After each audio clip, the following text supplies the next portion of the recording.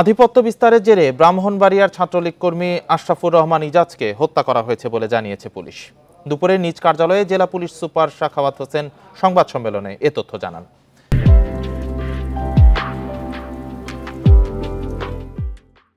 তিনি বলেন, ব্রাহ্মণবাড়িয়া সরকারি কলেজের সাবেক ভিপি জালাল হোসেন খোকা ও জেলা ছাত্রলীগের বহিষ্কৃত সহসভাপতি হাসান আল ফারাবি জয় এলাকায় আধিপত্য বিস্তারের চেষ্টা করছিল।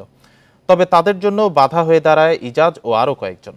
এতে ক্ষিপ্ত হয়ে খোকা এবং জয় পরিকল্পিতভাবে ইজাজকে হত্যা করে বলে প্রাথমিক তদন্তে জানা গেছে। মামলার দ্বিতীয় আসামি জয়কে গ্রেপ্তার করা হলেও এখনও পলাতক প্রধান আসামি জালাল। বাকি আসামিদের ধরতে অভিযান চলছে বলেও জানান পুলিশ সুপার।